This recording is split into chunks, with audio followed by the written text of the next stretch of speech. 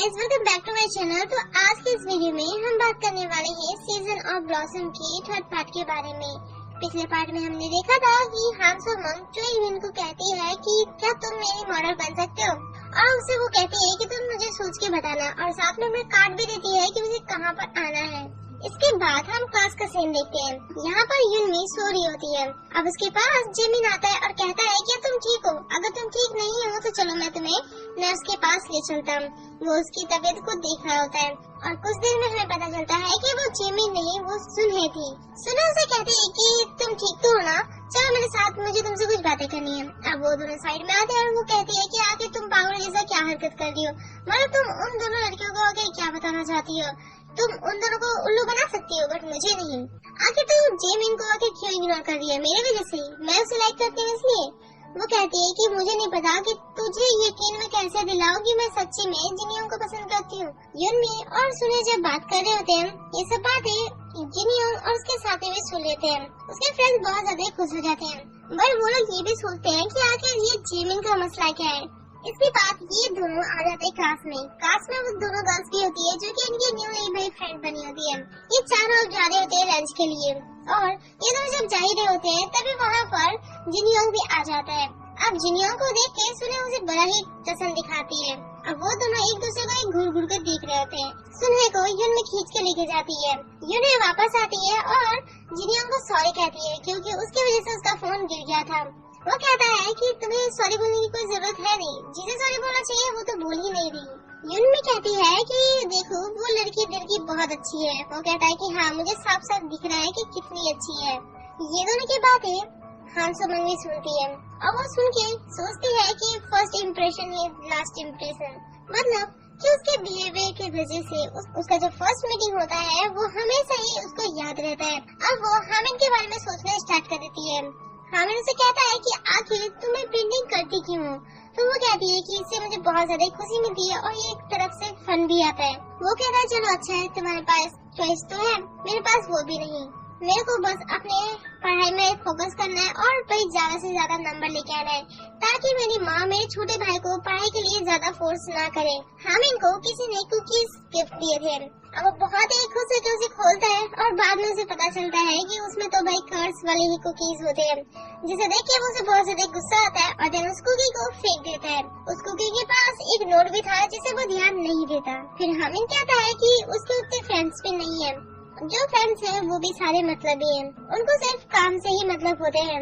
बाकी मेरे कोई भी ऐसे फ्रेंड है नहीं जिसके साथ मैं अच्छे से बातें कर सकूं। वो हान सो मंग को कहता है कि ये बात मैंने सिर्फ तुम्हें बताई है, और देन वो बाहर निकलता है। बाहर निकलते ही उसके सारे फ्रेंड्स उसके साथ होते हैं, सिर्फ नाम की, और हान सो मंग ये देखती है।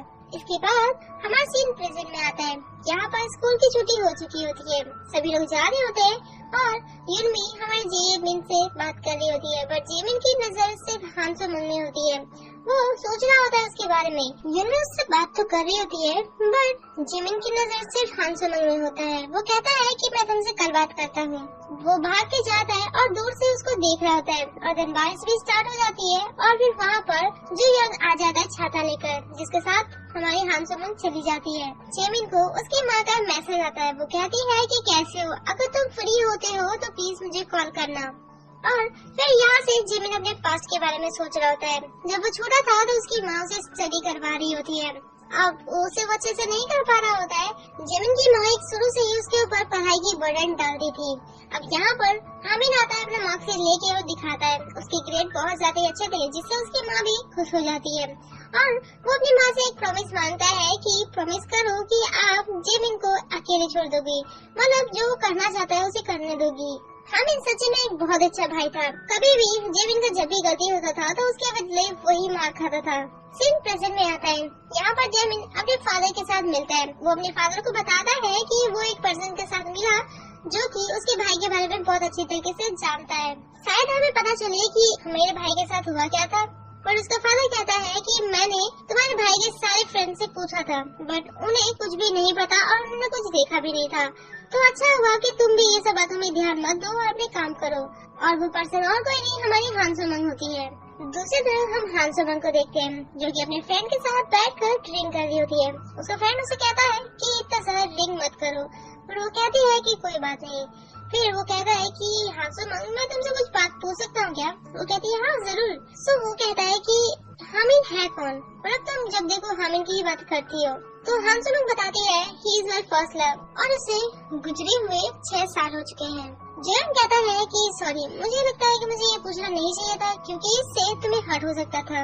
वो कहते हैं कोई बात नहीं, वैसे भी ये सच्चाई है और मुझे इसे फेस करना ही पड़ेगा। और एक बात की मेरा जो पहला प्यार था उसका भाई हमारी क्लास में पढ़ता है और मैं अपनी जॉब में अब जी जान लगा दूंगी ताकि मैं उसके भी ध्यान रख सकूं।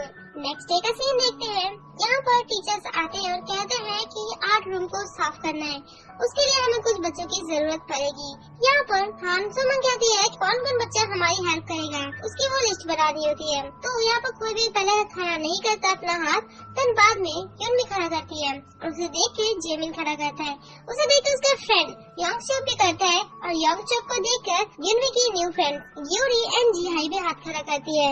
अब उन्हें देखकर हमारा जिनयांग भी हाथ खड़ा कर लेता है। इसके बाद सारे बच्चे आ रहे होते हैं आर्ट रूम के बाहर में। यहाँ पर जेमिन भी होता है और यूनमी जब आती है तो जेमिन उसे कहता है कि क्या हम पहले की तरह फ्रेंड्स बन सकते हैं? मतलब तुम अनकंफर्टेबल फील कर रही हो, क्या हम फिर से कंफर्टेबल फील कर सकते हैं? वो बात कर ही रहे होते हैं तभी वहाँ पर हांसोमंग भी आ जाती है। अब यूनमी अंदर चली जाती है। हांसोमंग यहाँ पर जेमिन को बताती है कि यहीं पर तुम्हारे भाई के साथ मेरी पहली मुलाकात हुई थी और हम हमेशा यहाँ पर मिलने आया करते थे।